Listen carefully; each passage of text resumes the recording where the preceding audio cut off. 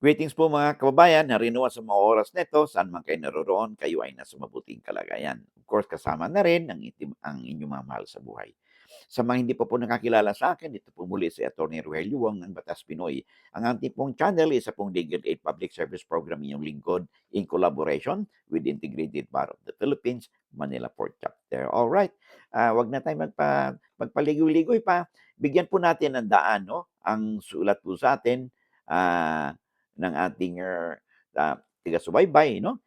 Siya po ay si Mario. Alright, sabi niya dito ay sabi niya yung alam mo yung right of way right of way na naman tayo 'no, kasi ang dami pong nagtatanong talaga 'no, at marami pong hindi tamang, ano bang ibig sabihin ng pagkaunawa 'no, ng right of way, okay. Right, sabi karapatan, way di daan, okay, right of way kaya yun ang literal translation po diyan, okay. Ang tulad ng sinasabi natin kasi, ang right of way 'no, kaya right may karapatan kang dumaan. So, ah, dalawang method po 'yan, dalawang klase po 'no, ang right of way, types ng right of way. Yung isa ay tinatawag nating voluntary. Ang right of way is really a form of easement or burden, okay? Yung isa voluntary, yung isa naman legal or compulsory, okay? Ngayon, kaya 'pag tayo bibili ng property, mag-ingat po tayo 'no, okay. Alamin niyo muna kung inyong binibiling property ba ay ito ba'y subject sa right of way. Kasi kahit na 'pag may subject po 'yan sa right of way 'no, ay kahit na kayong may-ari ng lupa, the fact na subject 'yan sa right of way, ay maaaring kayong may-ari but in terms of its use 'no, ay maaaring hindi kayo makagamit niyan because naka-lien po 'yan, naka-right of way po 'yan. Sinong gagamit po niyan? Siyempre yung tinatawag nating dominant estate o yung dadaan po diyan. So at ang bukod pa dito ay ay kayo pa yung magbabayad ng real property tax at tapos, hindi pa kayo fully makakagamit nito because, hindi niyo puwedeng ipadirhan 'yan o ikoral 'no, because you deprive the people using it, yung tinatawag nating dominant estate 'no, na gumamit diyan 'no. You cannot do that, okay? Kasi yun nga sinasabi nga natin, yung lupa ninyo ay may lien, may right of way po 'yan, okay? So, kaya tandaan po natin, okay. Ngayon, sabi nga natin, yung right of way dalawang types 'yan generally 'no. Yung voluntary ibig sabihin ay nagkasundo yung may-ari at gagamit nito ay puwede siyang gumamit ng kaniyang, lupa. So, it could be by sale 'no, benta or it could be by donation, okay? Or it could be by mere tolerance 'no, doon sa ng may-ari ng lupa, okay? So, voluntary 'yan. So, hindi siya pinipilit, okay? So, 'pag sa ganyan, okay, ay normally po ay mayroong kasulatan 'yan, okay? At ito'y minsan, nakalagay po 'yan do'n sa titulo ng lupa 'no, naka-annotate po 'yan 'no, naka-lien kumbaga 'no. Kaya kung kayo bibili ng lupa 'no, tingnan niyo muna yung tax declaration certificate 'no, lalo kung hindi mo ito title, yung tax deck niya, certificate at kung titulado 'yun, do'n sa lupa mismo. May mga memorandum of encumbrances po 'yan doon sa titulo, sa likod ng titulo. Tingnan niyo do'n, may naka-lien ba doon, may naka-annotate ba doon na right of way. 'Pag may ganyan, so, ano na kayo, magiging, ah, magiging listo na kayo na ang inyong potensyal na bibiling lupa pala ay mayroong, posibleng dadaan dito na hindi kayo makapag-exercise ng control or possession dito because ito pa ay naka-lien o right of way, okey? Ngayon, tulad ng sinasabi natin kanina, voluntary, so that means paano? By donation or by sale binibigay ito. In short, yung right of way per se, hindi po yan libre 'no, kasi binibigay po yan, ng may-ari o pinagbibili po yan, okey. Yung isang type naman, sinasabi natin yung legal or compulsory, ito na yon, okey. So, paano pa magkaroon ng, compulsory? Ibig sabihin legal o compulsory, aba, ito ay uutos ng batas kaya nga legal at saka compulsory. 'Pag ito sang-ayon sa mga different, scattered provisions po 'no, ng ating, Civil Code of the Philippines, no? Particularly Article 649 hanggang sa 650 po, no? Ay nandun po naka-delineate po, no, kung paano magkakaroon ng compulsory or legal easement. Okay, una, sa voluntary po, no, walang problema doon. You can acquire it by sale, by donation, okay, or by tolerance of the owner. Okay. So, next is yung legal or compulsory easement. Ito po ay halimbawa, kayo ay may lupa po kayo doon sa nasa kalagitnaan kayo ng lupa, ng lupang iyon, no, malaki. Eh, wala kayong ibang madadaanan sa pinakamalapit na public highway, okay? So in this way, okay, you can at saka kung wala kayong dinaanan ay hindi sa dahil kayo ay may kasalanan kasi dati halimbawa may daanan kayo, pinasara mo at binenta mo ang lupang iyon na wala ka tuloy madadaanan dahil ang inaasa mo na, puwede naman ako makikidaan dito sa aking, sa karatig na lupa na ano, o sa aking kumpare, sa aking kaibigan. Turn out later on na ayaw kayong padaanin, okay?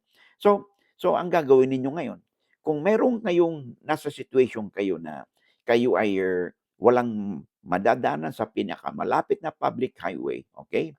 Ay puwede kayong, pumunta sa owner at hingiin ninyo na pagbilhan kayo ng lupa na gagamitin ninyo. Gaano kalaki, gaano kaluwag, depende na po sa inyong actual needs 'yan and of course sa inyong mga pagkasunduan ng may-ari ng lupa, okay? So in this way ay puwede niyong ma-compel yung landowner na pagbilhan kayo ng lupa based on the fair market value, no, at least prejudicial doon sa may-ari para makadaan po kayo papunta doon sa nearest public road, okay?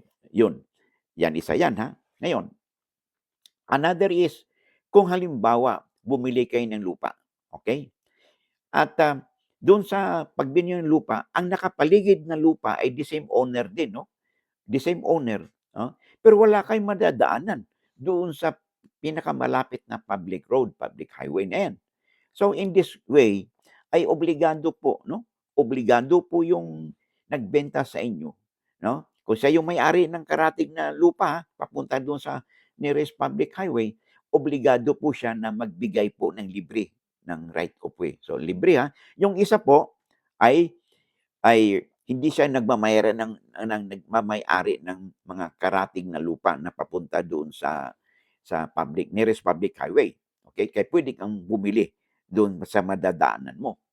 Yung isang situation naman ay siya yung nagmamay-ari ng buong lupain na 'yan na wala kayong madadaanan kundi yung kanya ding lupa, no, na saan nagbenta siya sa iyo doon sa portion ng lupang 'yon, wala kayong madadaanan kundi lupa din niya. In this way, ay puwede po siyang under obligation na magbigay po sa ng right of way na libre based on your actual needs. O yan po yun ang mga kaya legal nga, compulsory, okay? Ngayon, nagbigay sa iyo nagkaroon ng donation, o sabi nung may-ari ng lupa, "Sige, ido-donate ko yung lupa ko sa iyo." Oh, iyon na yan. It turned out, siya yung may-ari ng buong nakapaligid na yun. Aba, in this way, you can also compel yung nagbigay sa yung donor na bigyan ko kayo ng right of way. So, yun po ang maituturing natin na compulsory right of way. O kaya yun ang inyong karapatan, no? Kung kayo ay nasa situation na ganyan na kung saan pwede kayong gamitin ninyo yung isang type na yung voluntary na right of way, bilihan man o donation yan o by mere tolerance of the owner, yan pwede niyong gawin. Yung isa, legal or compulsory. Ito'y pagpipilitan yung may-ari ng lupa na pagbilhan kayo o bigyan kayo ng right of way access, no, doon sa pinaka malapit na public road, okay? At least prejudicial doon sa may-ari ng lupa. Okay? Ngayon, paano ba may nagtanong sa'kin, paano ba malalaman kung yung lupa na yan ay may right of way or doon sa binili kong lupa? Meron pong ang maaari niyong gamitin is of course ay yung una, siyempre titulo ng lupa. Tingnan niyo, ano bang nakalagay do'n, okay? So kung walang nakalagay na right of way do'n, well, okay, okay, pero huwag kayong tumigil do'n, okay? Tingnan niyo yung deed of sale ninyo. Kasi kung sa deed of sale ninyo, kasama sa bilihan yung right of way or sinabi na do'n na subject sa right of way yung inyong bibilhing lupa, kahit na hindi naka-annotate do'n sa titulo, ang mananaig pa rin ay yung tinatawag nating, tinatawag nating, bilihan ninyo, deed of sale. So, yun ang inyong titingnan, okay? So, 'yan ang inyong gagawin 'no.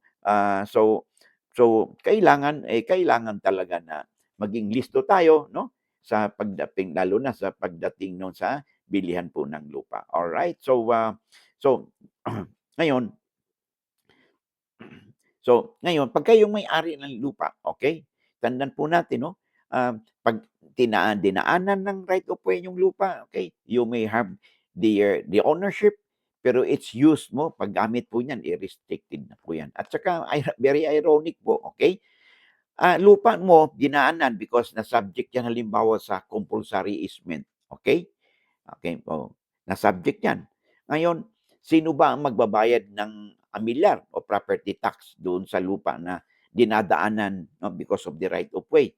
Siyempre po ang magbabayad niyan ay hindi yung gagamit po, kung hindi yung may-ari ng lupa. Bakit? Siya po ang may-ari ng lupa, eh. Sa alamin po ng batas, yung landowner po has the obligation to pay the property tax. Okay. What about the maintenance? O halimbawa, siyempre ginagamit na kalsada 'yan 'no, ginagamit na, naka-compulsory easement na, ibang usapan na 'yan. Ang magbabayad po niyan, cost ng maintenance will be kung sino yung gagamit dun sa lupa o right of way na 'yan. So, I hope nabigyan natin ng kasagutan ang tanong sa atin ni Mario 'no, and, hopefully 'no, by the way, bago tayo magpatuloy, I would like to make use of this opportunity na ipabatid po sa inyo na ang Batas Pinoy po meron na po tayong, page sa Facebook. So you could follow me there 'no, subscribe 'no. Paki-spread po yung good news para naman po, mapalawig pa natin yung ating adbokasya na makapagbigay po tayo ng legal na impormasyon o kaalaman sa ating mga kababayan. And they could be your friends, your family members, your relatives 'no, or your acquaintance po ninyo upang sila din ay may mapulot 'no, sa ating mga pinag-usapan.